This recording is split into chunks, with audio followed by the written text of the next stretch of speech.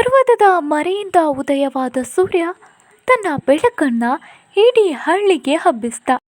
ಇದು ಸುವರ್ಣ ಹಳ್ಳಿ. ಈ ಹಳ್ಳಿಯ ಎಲ್ಲ ಜನರು ಕೃಷಿ ಅವಲಂಬಿಸಿ ಬದುಕ್ತಾ ಇದ್ರು. ಇವನು ನಮ್ಮ ಸ್ವರ್ಣ ಹಳ್ಳಿಯ ರೈತ ರಾಮು. ರಾಮು ತನ್ನ ಹೆಂಡತಿ ಹಾಗೂ ತನ್ನಿಬ್ಬರು ಮುದ್ದಾದ ಮಕ್ಕಳೊಂದಿಗೆ ಸಂತೋಷವಾಗಿ ಜೀವಿಸ್ತಾ ಇದ್ದ. ತನಗಿದ್ದ ಸ್ವಲ್ಪ ಜಮೀನಿನಲ್ಲಿ ರಾಮು ಕಷ್ಟಪಟ್ಟು ಬೆಳೆಗಳನ್ನು ಬೆಳೀತಾ ಇದ್ದ. ತಾನು ಬೆಳೆದಂತಹ ಬೆಳೆಗಳನ್ನು ಪಟ್ಟಣಕ್ಕೆ ತಗೊಂಡು ಹೋಗಿ ಮಾರಿ ಬರ್ತಾ ಇದ್ದ.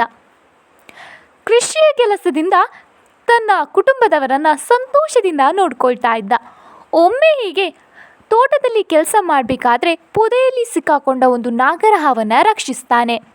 ಆ ಹಾವು ಅವನ ಸಹಾಯಕ್ಕೆ ಅವನಿಗೆ ಏನು ವರ ಬೇಕು ಕೇಳು ಅಂತ ಹೇಳುತ್ತೆ.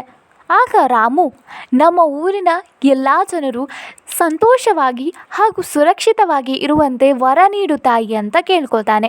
ಅದಕ್ಕೆ ಆ ಹಾವು, ಒಳ್ಳೆಯ ವರವನ್ನೇ ಕೇಳಿದ್ದೀಯ ಮಗು. ಈ ಊರಲ್ಲಿ ನಿಮಗೆ ತಿಳಿಯದೆ ಒಂದು ಕೆಟ್ಟ ಘಟನೆ ನಡೀತಾ ಇದೆ.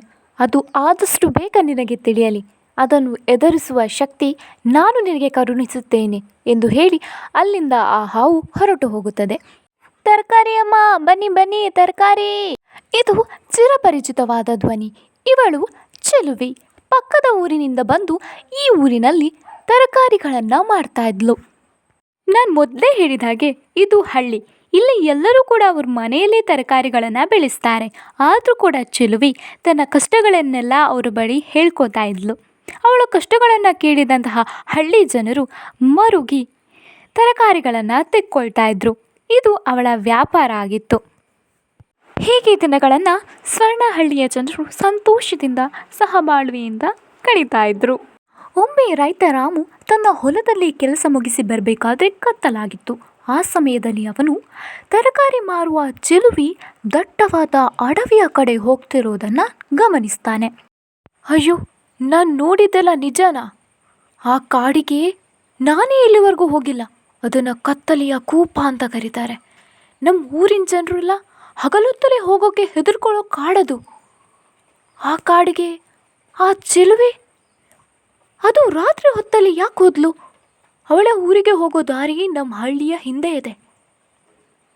ಈ ಚೆಲುವೆ ಏನೋ ನಡೆಸ್ತಿದ್ದಾಳೆ. ನಾನಿದನ್ನು ಪತ್ತೆ ಹಚ್ಚಲೇಬೇಕು. ನನಗೆ ವರ ನೀಡಬೇಕಾದ್ರೆ ನಾಗಮ್ಮ ಹೇಳಿದ ಮಾತಿಗೂ ಇವಳು ಆ ಅಡವಿಯಲ್ಲಿ ಹೋಗ್ತಿರೋದಕ್ಕೂ ಏನೋ ಸಂಬಂಧ ಇರಬೇಕು. ಮರುದಿನ ಆ ಚೆಲುವೆಯನ್ನು ಹಿಂಬಾಲಿಸಿಕೊಂಡು ಹೋಗ್ತಾನೆ. ದಟ್ಟವಾದ ಕಾಡನ್ನು ಚೆಲುವೆ ಪ್ರವೇಶಿಸಿದೊಡನೆ ಕಪ್ಪಾದ ಮೋಡ ಆವರಿಸಿಕೊಳ್ಳುತ್ತೆ. ನೋಡ್ತಿದ್ದ ಹಾಗೇನೆ ಆ ಚೆಲುವೆ ರಾಕ್ಷಸಿಯಾಗಿ ಬದಲಾಗ್ತಾಳೆ. ಇದನ್ನೆಲ್ಲ ದೂರದಿಂದಲೇ ನಿಂತು ರಾಮು ನೋಡ್ತಾನೆ. ಹಾಗೂ ಆ ರಾಕ್ಷಸಿಯನ್ನು ಬೆನ್ನಟ್ಟಿ ರಾಮು ಕೂಡ ಅವಳ ಹಿಂದೆಯೇ ಹೋಗ್ತಾನೆ.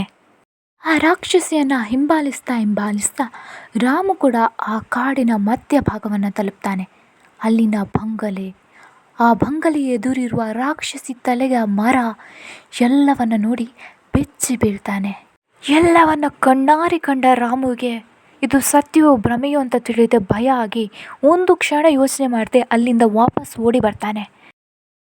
ಅವನ ಎದುರಿಗೆ ಆ ನಾಗದೇವತೆ ಪ್ರತ್ಯಕ್ಷಳಾಗ್ತಾಳೆ. ರಾಮು ಹೆದರಿಕೆಯಿಂದ, ತಾಯಿ, ನನಗೆ ಏನು ಮಾಡಬೇಕು ಅಂತ ಗೊತ್ತಾಗ್ತಿಲ್ಲ. ನಾನು ಆ ಭಯಾನಕ ದೃಶ್ಯವನ್ನು ನೋಡಿಯೇ ಬೆಚ್ಚಿ ಬಿದ್ದಿದ್ದೇನೆ. ನಮ್ಮ ಊರನ್ನು ರಕ್ಷಿಸಬೇಕು.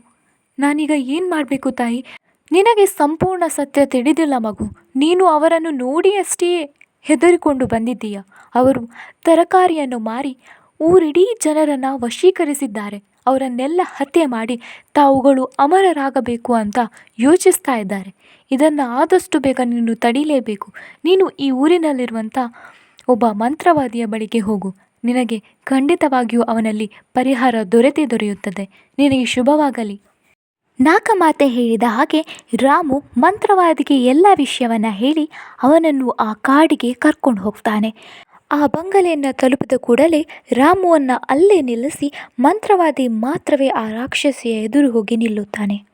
ಎಷ್ಟೋ ವರ್ಷದಿಂದ ಕುತಂತ್ರದಿಂದ ಅಮರತ್ವ ಪಡೆಯಲು ಬಯಸ್ತಾ ಇದೆಯಾ? ಇನ್ನೂ ಅಮರರಾಗಲಿಲ್ವಾ ನೀನು? ಓ, ನೀನು ಇಲ್ಲಿಗೂ ಬಂದ್ಬಿಟ್ಯಾ? ಈ ಬಾರಿ ಖಂಡಿತ ಆಗ್ತೇನೆ.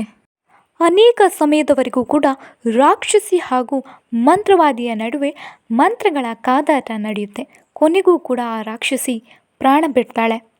ಆ ಮಂತ್ರವಾದಿ ಆಕೆಯ ಆತ್ಮವನ್ನು ಬಂಧಿಸಿ ಅದಕ್ಕೆ ಮುಕ್ತಿಯನ್ನು ಕಲ್ಪಿಸ್ತಾನೆ. ಓಂ ಭೀಂ ಭೂಂ ಓಂ. ಮಾಂತ್ರಿಕ ನಡೆದ ಎಲ್ಲ ವಿಷಯವನ್ನು ಊರಿನ ಜನರಿಗೆ ಹೇಳುತ್ತಾನೆ. ನೀವೆಲ್ಲರೂ ಈ ರಾಮುನ ಗೌರವಿಸಿ. ಅವನು ಅವನ ವರವನ್ನು ತನಗಾಗಿ ಕೇಳದೆ ಈ ಊರಿನ ಒಳಿತಿಗಾಗಿ ಕೇಳಿದ್ರಿಂದ ಆ ನಾಗಮ್ಮ ಇವನ ಬೆನ್ನೆಲುಬಾಗಿ ನಿಂತು ಇವನಿಗೆ ಶಕ್ತಿ ನೀಡಿ ಈ ಊರನ್ನು ರಕ್ಷಿಸಿದ್ದಾಳೆ. ಆಕೆಯನ್ನು ಪೂಜಿಸಿ.